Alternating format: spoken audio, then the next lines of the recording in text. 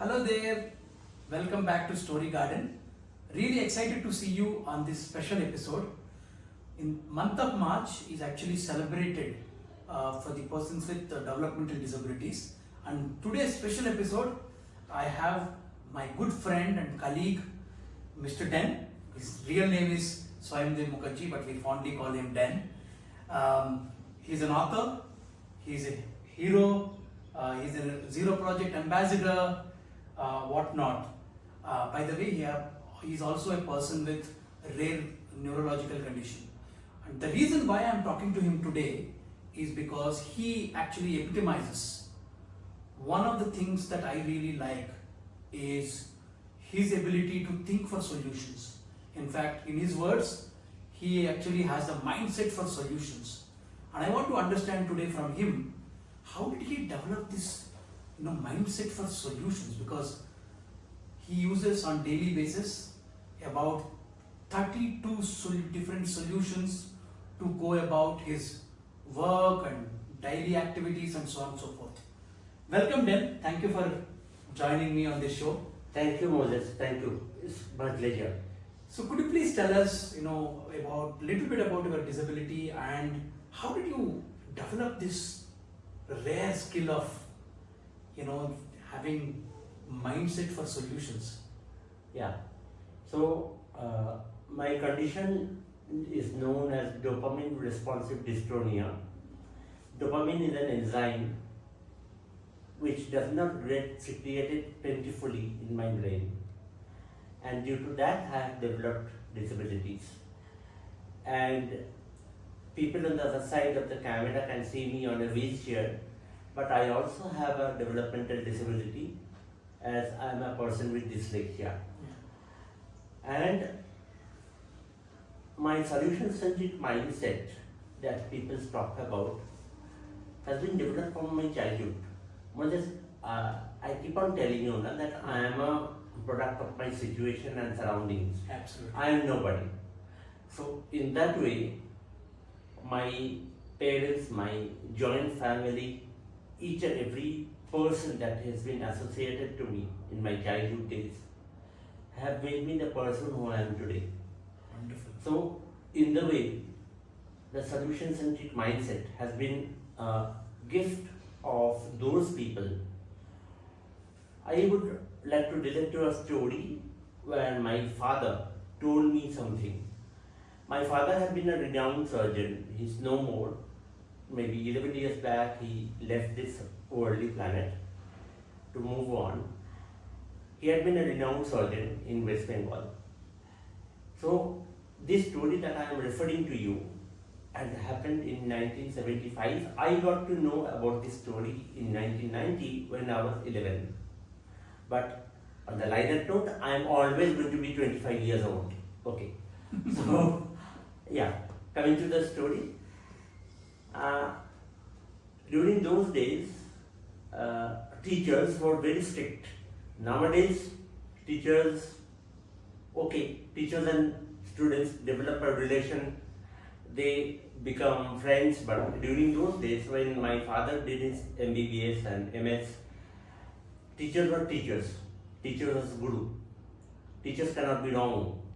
So, one of the teachers that Baba had was absent for 3 months because he had a stroke, brain stroke.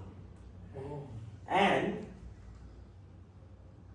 one day Baba entered the operation theatre to see his sir sitting on a wheelchair, lowering the table's height, operation table's height, and performing an operation. The sir was a right-handed person. But after the stroke, he developed a hemiplegic condition. Hemiplegic condition is where your one side of your body becomes weaker and you cannot function with that side. So, if I can say that I am a right-handed person and left hand also works, but if I have a brain stroke in my left-hand side of my brain, then my right side of the body would become weaker, and that is called hemiplegia.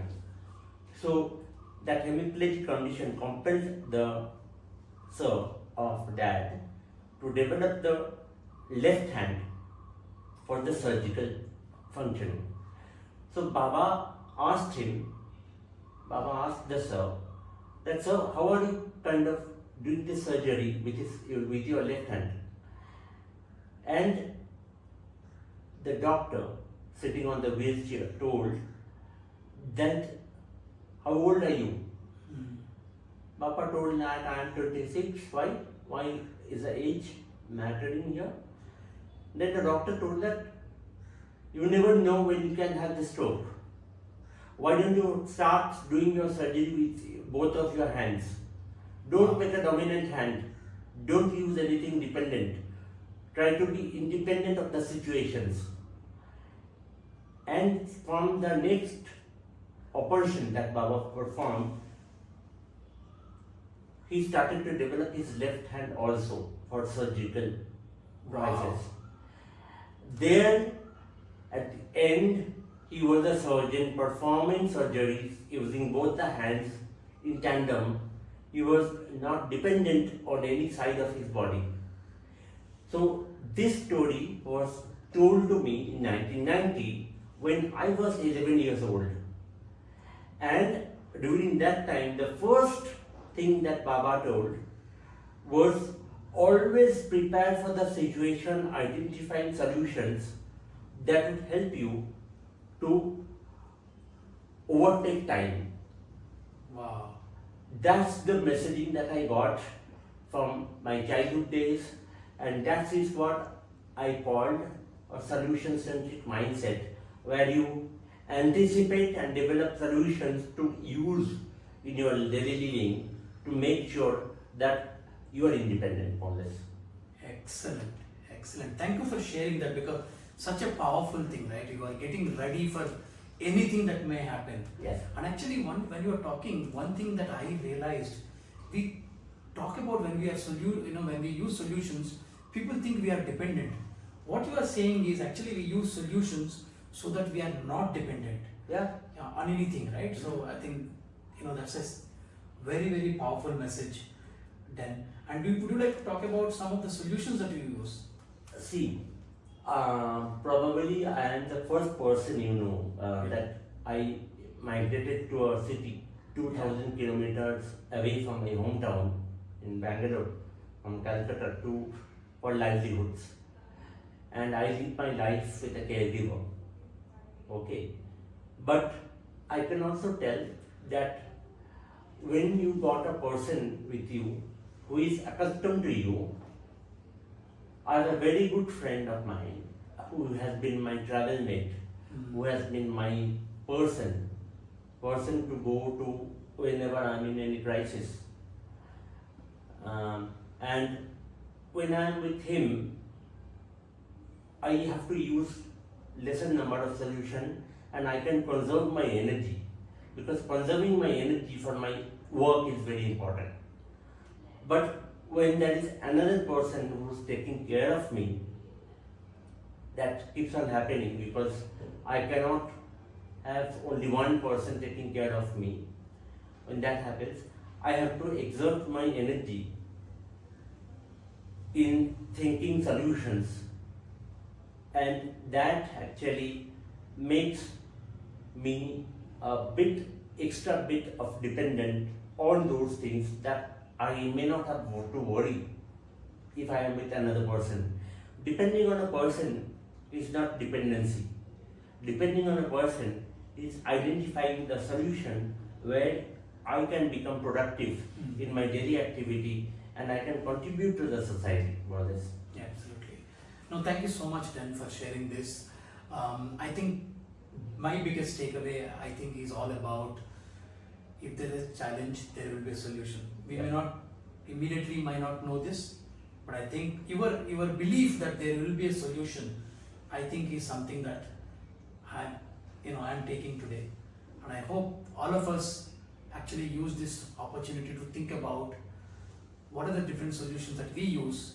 And to you, are you stuck only with the problem, or you get stuck with the belief that there are no solutions? Or like then, I think we should believe that there are solutions and start using them. Thank you so much. Listening to Den, I think one thing is very clear. All of us have challenges, and all of us need solutions to overcome those challenges.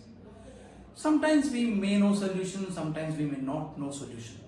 But I think what I learned, what has Den told, is that you may not know the solution, but what is in your control is that belief that there might be a solution. Therefore, developing that attitude to find solutions is very important.